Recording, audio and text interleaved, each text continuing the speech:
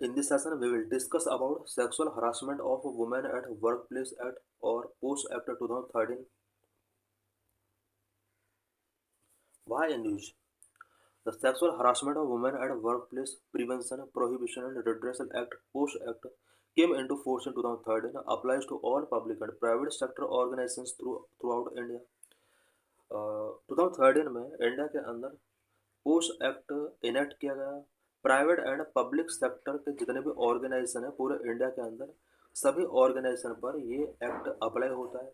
It means किसी भी organisation के अंदर अगर एक वर्किंग वुमेन के साथ सेक्सुअल हरासमेंट होता है, देन उसके अगेंस्ट पोस्ट एक्ट 2013 के अंडर एक्शन टेकिंग किया जा सकता है।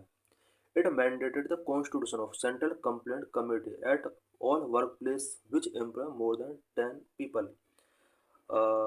किसी भी वर्क प्लेस पर जहाँ पर 10 पीपल एम्प्लॉयड हैं वहाँ पर इंटरनल कंप्लेंट कमेटी ICC यहाँ पर कॉन्स्टिट्यूट करना मैंडेट कर दिया गया है। Women working in smaller enterprises in the informal sector could complain in local committees to be set up by the district authority। कुछ वुमेन जो स्मॉलर एंटरप्राइजेज में इनफॉर्मल सेक्टर में वर्किंग है वो डिस्ट्रिक्ट अथॉरिटीज के द्वारा सेटअप की गई लोकल कमेटी के अंदर कंप्लेंट कर सकते हैं। इट मीन्स स्मॉलर एंटरप्राइजेज में वर्क करने वाली वुमेन के अगेंस्ट अगर सेक्सुअल हरासमेंट होता है देन वो लोकल कमेटीज के बिफोर कंप्लेंट कर सकते हैं।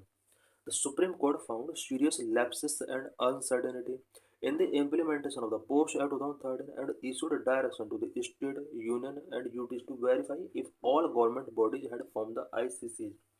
Recently, Supreme Court ने पोस्ट एक्ट 2013 के अंदर कुछ इम्प्लीमेंटेशन से related serious lapses and uncertainty यहाँ पर फाइंड आउट किया है और सभी स्टेट, यूनियन एंड यूटीज के लिए यहाँ पर वेरीफाई करने के लिए कहा गया है कि वो वेरीफाई करें कि ICC सभी के अंदर इस्टेब्लिश की गई है या नहीं।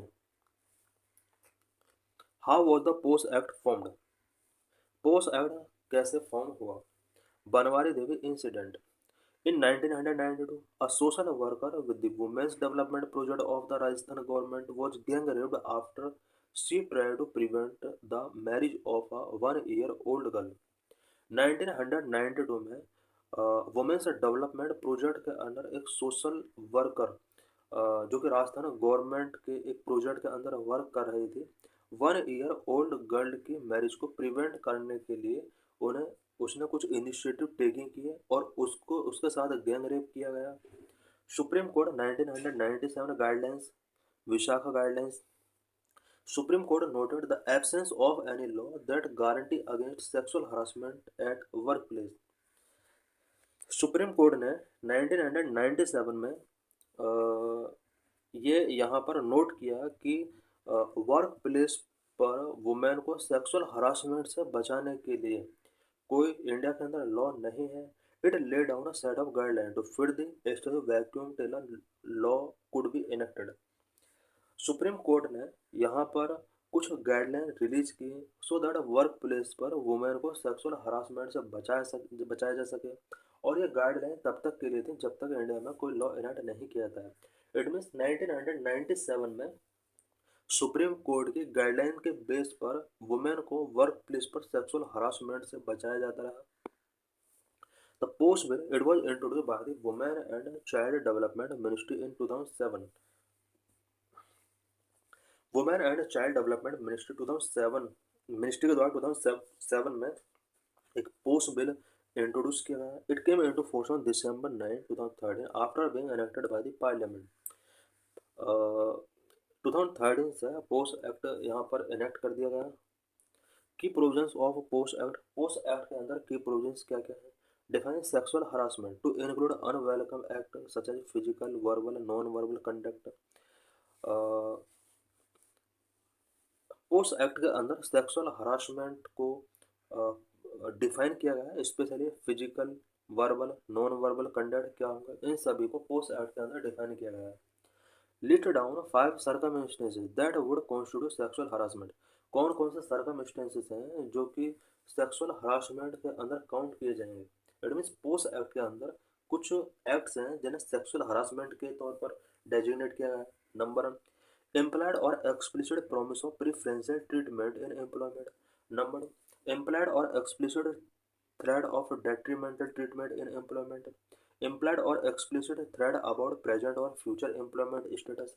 Number four, interference with work or creating an intimidating or offensive or hostile work environment. Number five, humiliating treatment is likely to affect health or safety. Define an employee not just in accordance with the company law. All women employees, whether employed regularly, temporarily, contractually, or daily wage basis, can seek redressal to sexual harassment in the workplace. यहाँ पर एक employ को define किया गया है, यानी किसी भी वर्क प्लेस पर अगर कोई एम्प्लॉय है तो उसको यहाँ पर पोस्ट एक्ट के अंदर डिफाइन किया गया है।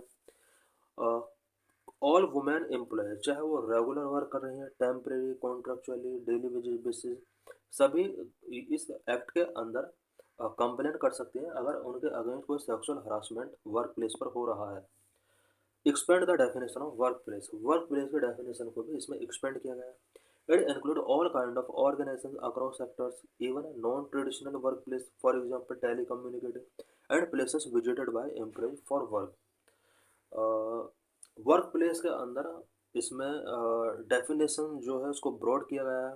कोई भी एम्प्लॉय अगर वर्क पर्पज के लिए किसी दूसरे प्लेस पर विजिट किया है और वहाँ पर सेक्सुअल हरासमेंट उसके अगेंस्ट होता है तो उसके अगेंस्ट वहाँ पर जो भी हरासमेंट करने वाला है एक्शन टेकिंग किया जा सकता है। यानी कई सारे प्लेसेस जो एम्प्लॉयज़ का वर्क से रिलेटेड है उन्हें भी इस डेफिनेशन के अंदर ऐड किया गया है। So thanks for watching this video.